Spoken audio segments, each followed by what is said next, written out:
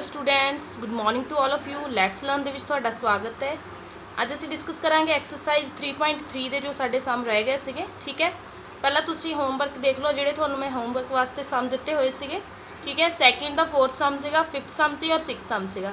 Video ਨੂੰ pause ਕਰਕੇ ਇਹਨਾਂ ਨੂੰ ਤੁਸੀਂ ਉਤਾਰ ਲੈਣਾ। ਉਸ ਤੋਂ ਬਾਅਦ ਥਰਡ ਦਾ ਫੋਰਥ ਔਰ ਫਿਫਥ ਸਮ ਸੀਗਾ। ਕਲੀਅਰ ਹੈ। ਸਭ ਤੋਂ ਪਹਿਲਾਂ ਮੈਂ ਫੋਰਥ ਲਿਖਿਆ, ਫਿਫਥ ਫਿਰ सिक्स ਦਾ हाफ पार्ट इधर है। ठीक है, फिर उस तो बाद थर्ड का फोर्थ है और फिफ्थ का थर्ड का फोर और थर्ड का फिफ्थ है। क्लीयर। हाँ जी, नैक्सट थर्ड का सिक्स सम सीगा, वो भी होमवर्क वास्ते दिता होया सी मैं तुहानू। उस तो बाद देखो अपने कोल फोर्थ पार्ट जिहड़ा आपां करना सीगा अज। ठीक है, ये पहला होमवर्क ही सीगा थर्ड दे सिक्स तक तुहाडा। हुण देखो फोर्थ का फस्ट सम किस तरह करना। देखो पहला तो ये हैगी माइनस ही है, जिस तरह असीं कल कीता सीगा, जिद्दां वाला सम सीगा कि माइनस दे 4/9 नूं फ्रॉम -6/8 चों माइनस करो। ठीक है, आप माइनस कर देंगे सी, फ्रॉम वाली वैल्यू नूं पहला लिख देंगे होंदे सी और फस्ट वाली वैल्यू नूं बाद विच लिख देंगे सी और फ्रॉम की थां ते माइनस पा देंगे होंदे सी, ऐदे कर देंगे सीगे।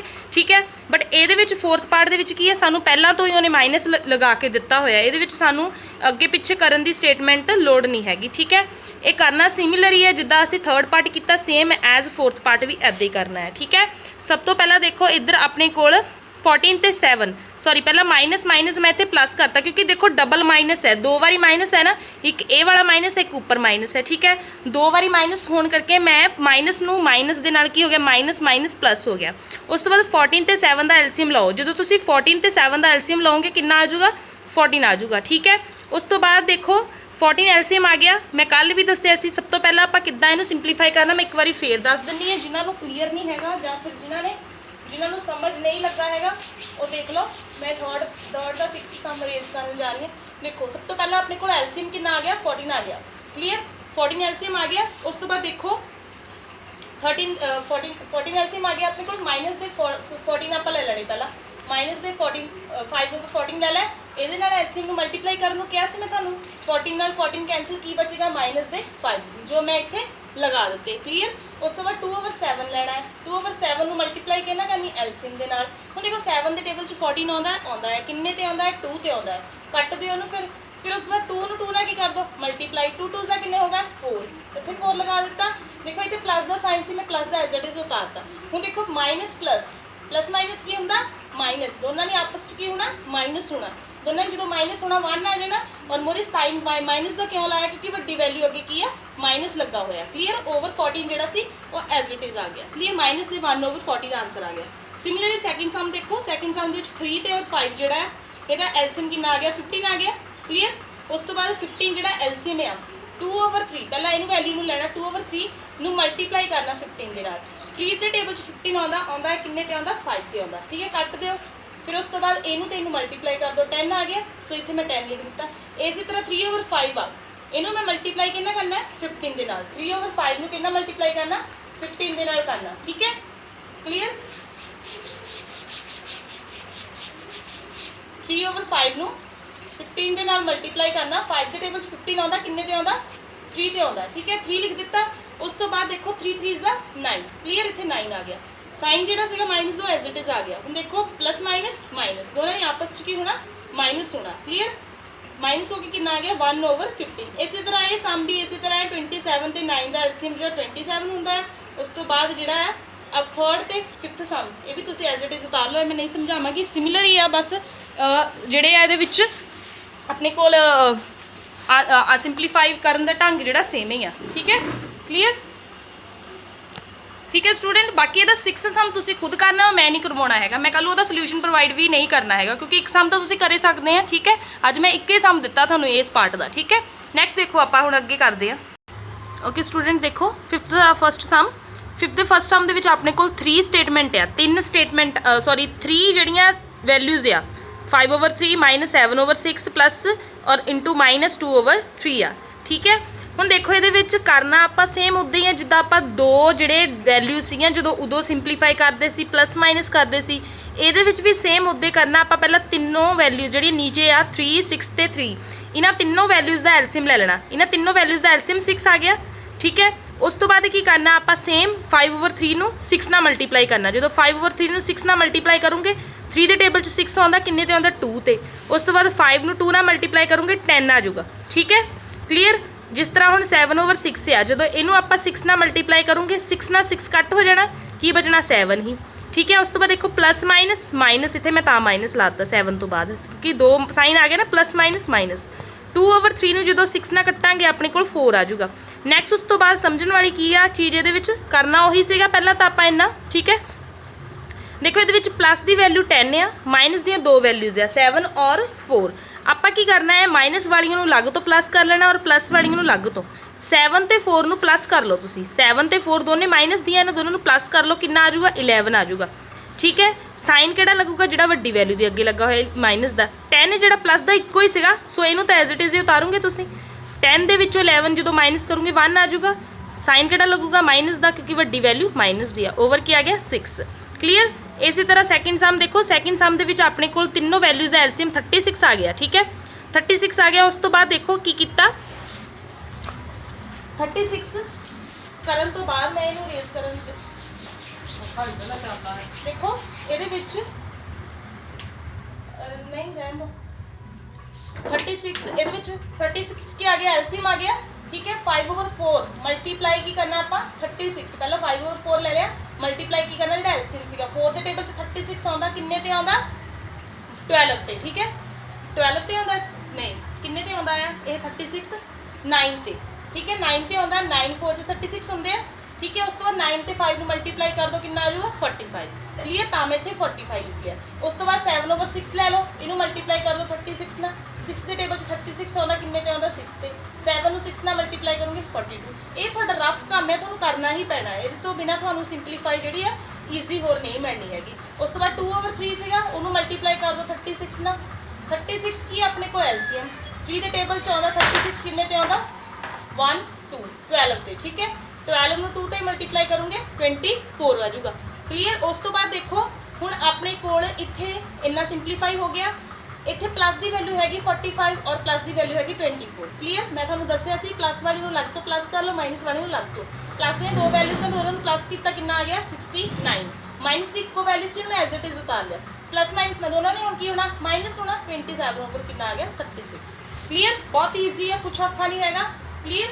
इसी तरह थर्ड सम है, ये तुसीं उतार लो एज इट इज़, और इसके 4 5 और 6 तीनों सम तुसीं खुद ट्राई करने हैं। क्लीयर। नैक्सट उस तो बाद देखो 6 पार्ट, 6 पार्ट दे विच उहने क्या होया आ, पहला अपने मैथ ते देखो कि आपां नंबर किहड़ा नंबर आपां ऐड करिए -1/7 दे विच कि आपां नूं गैट हो जाए 4/9। मैं की कर लिया कि let x is added to -1/7। मैं क्या कि एक्स नूं ऐड कर दो -1/7 दे नाल, ताकि सानूं 4/9 मिल जाए। क्लीयर। एक्स दे विच मैं देखो हुण इत्थे एक्स हो अपने कोल एक्स प्लस 1/7 आना सी। हुण देखो इत्थे मैं माइनस क्यों लिया, इत्थे मैं एक स्टैप छड्ड दिता है, बट तुसीं कन्फ्यूज नहीं होना।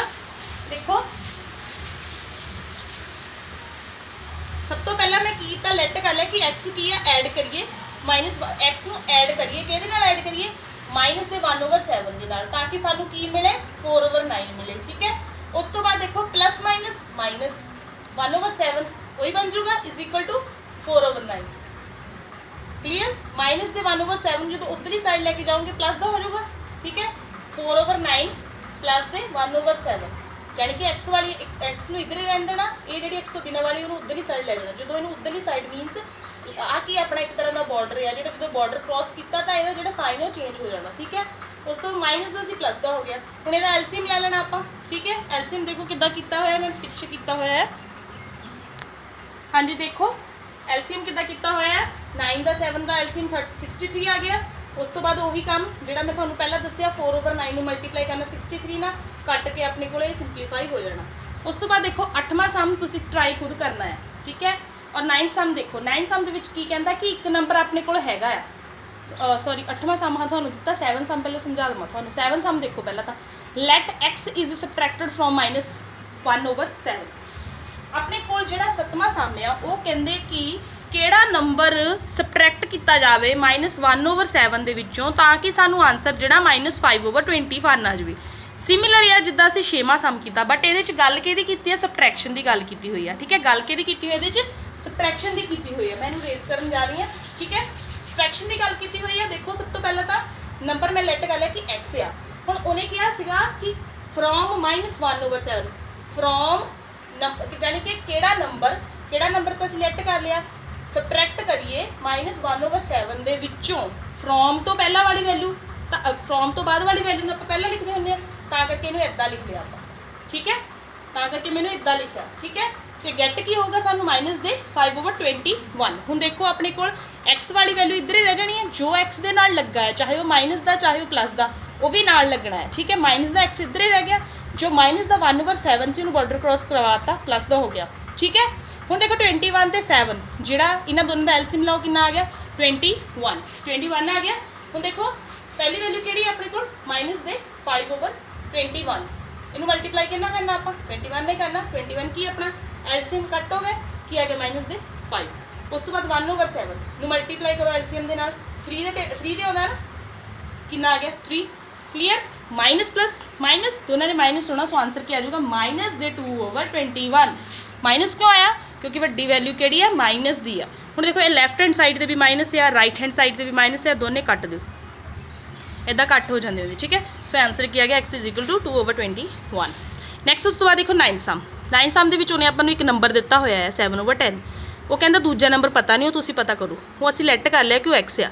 तो उस तो बाद उन्हें दसता कि ये जोड़े 2 नंबर आ, एक नंबर मैं थानू दे दिता, कहता दूसरे नंबर का सानू पता नहीं, वो तुसी पता करो, इन्हां दोनों का जोड़ा जोड़ आ, वो कहता सम जोड़ा है वो 5/2, मैं थानू दस दिना कि 5/2 आ, ठीक है।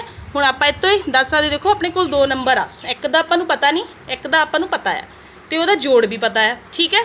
बस करना की है, पहला नंबर 7/10, दूसरा नंबर असीं जिहड़ा लैट किया x, तो सानू टोटल कितना मिलता है 5/2, ठीक है, क्लीयर।